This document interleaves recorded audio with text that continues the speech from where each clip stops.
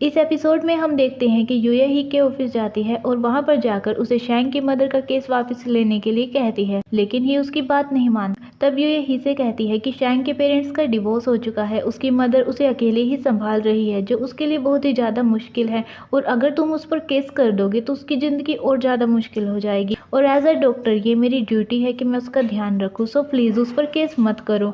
लेकिन ही कहता है कि डॉक्टर यूए, लगता है कि तुम सेंटिमेंटल हो गई हो। ही की बात सुनकर यूए को गुस्सा आ जाता है, और जब वो गुस्से में वहां से जा रही होती है तब वो नीचे गिर जाती है। फिर ही उसके लिए अपनी चेयर लेकर आता है और उसे वहां पर बैठने के लिए कहता है, लेकिन यूए उसे मना कर देती है। ये देखकर ही उसे खुद उस चेयर पर बिठा देता है, लेकिन यूए और ज्यादा गुस्सा हो जाती है। रात को जब सभी ऑफिस से लौट रहे होते हैं तब वैनगो रुवई के पास जाकर उससे कहता है कि ये मत भूलना रुवई कि तुम्हारा राज अभी भी मेरे माइंड में फिट है और मैं उसे किसी को भी बता सकता हूँ।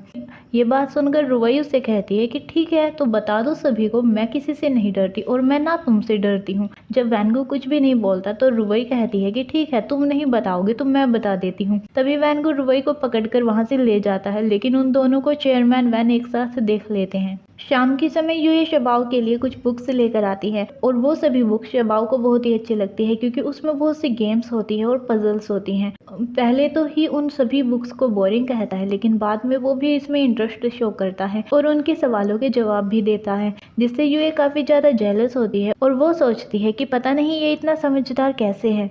अगली सुबह यूए ही को केस बंद करने के लिए कहती है, लेकिन ही उसकी बात नहीं मानता। फिर यूए उसका रास्ता रोककर खड़ी हो जाती है और उसे केस बंद करने के लिए बार बार कहती है, लेकिन ही तब भी उसे मना करता है और ही उसे उठाकर शबाव के रूम में छोड़ देता है और उसकी स्टिक भी उससे ले लेता है ताकि वो उसके रूम से बाहर ना आ सके। अब हम देखते हैं कि ही अपने घर के स्विमिंग पूल में नहाने के लिए जा रहा होता है, तभी यूए उसकी फोटोज ले लेती है, लेकिन ही यूए को ऐसा करते हुए देख लेता है और उसे उसका फोन लेकर वो सारी फोटोज डिलीट कर देता है। तभी अचानक से यूए ही के ऊपर गिर जाती है। ही दोबारा से यूए को उसका वेट लूज करने के लिए कहता है। ये बात सुनकर तो यूए ही के ऊपर तकिया रखकर लेट जाती है और वो उसे उठाने की कोशिश करता है, लेकिन यूए वहां से नहीं उठती और यूए उसे बार बार शैंग की मदर का केस बंद करने के लिए कहती है।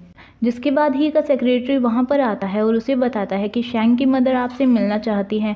फिर ही शैंग की मदर से मिलता है और उससे कहता है कि डॉक्टर यूए की वजह से मैंने आपको अभी तक अरेस्ट नहीं करवाया है, क्योंकि वो आपको मुश्किल में नहीं देख सकती और एक आप हो जो डॉक्टर यूए को हर जगह बदनाम कर रही हो। फिर ही आगे उससे कहता है कि हमारी कंपनी आपके बेटे शैंग के एजुकेशन और उसका ट्रीटमेंट का खर्च भी उठाएगी और आपके लिए भी एक अच्छा सा डॉक्टर हायर करेगी, ताकि आप दोनों की जिंदगी आगे अच्छी चले। ऐसा कहकर ही वहां से चला जाता है। रात को यूए ही के पास उसे थैंक यू बोलने के लिए आती है और यूए ही को कहती है कि अब तो तुम क्यूट बनते जा रहे हो। ये बात सुनने के बाद ही वहां से चला जाता है। ही के जाने के बाद यूए गलती से एक बुक नीचे गिरा देती है। यूए को उस बुक के अंदर एक फोटो मिलती है जिसमें वो ही की फैमिली की फोटो देखती है। उस फोटो में एक लड़की को देखकर यूए सोचती है कि क्या ये इसकी एक्स गर्लफ्रेंड है। अब हम देखते हैं कि ही की तबीयत अचानक से खराब हो जाती है। जब यूए ही के पास आती है तो वो उसे देखकर एकदम से खड़ी हो जाती है और ही उसकी व्हील चेयर पर बैठ जाता है। ही का फीवर चेक करने के बाद यूए उससे कहती है कि तुम्हारा टेम्परेचर तो सिर्फ 38 डिग्री है और तुम इस तरह से बिहेव कर रहे थे कि पता नहीं तुम्हें क्या हो गया है। यूए की बात सुनने के बाद ही यूए के ऊपर ज्ञान झाड़ना शुरू कर देता है, जिसके बाद यूए उससे कहती है कि डॉक्टर मैं हूँ या फिर तुम। फिर यूए अलग अलग मेथड से उसका ट्रीटमेंट करना शुरू कर देती है, जिसे देखकर ही कहता है कि तुम यहाँ मुझे जान से मारने के लिए आई हो क्या। इतना ही नहीं, यूए ही को जबरदस्ती सूप पिला देती है, जिससे ही काफी इरिटेट हो जाता है। यूए ही को कहती है कि अगर तुम्हें मेरी ज़रूरत हो तो मुझे आवाज़ लगा देना, लेकिन मैं इस बात की गारंटी नहीं दे सकती कि मुझे सोते हुए कुछ सुनाई देगा। ये बात सुनकर ही कहता है कि तुम्हारे बिना मैं काफ़ी लंबी ज़िंदगी जी सकता हूँ, इसलिए मुझे तुम्हारी ज़रूरत नहीं है। अगली सुबह वैनगो ही को कुछ गर्ल्स की फ़ोटोज़ दिखाता है। उन फ़ोटोज़ को देखने के बाद ये कहता है कि ये वो नहीं है। वैनगो कहता है कि तुम उस लड़की से कभी नहीं मिले हो और मुझे लगता है कि तुमने उसे अपने ड्रीम में देखा है, लेकिन ही उससे कहता है कि नहीं, वो सच में है।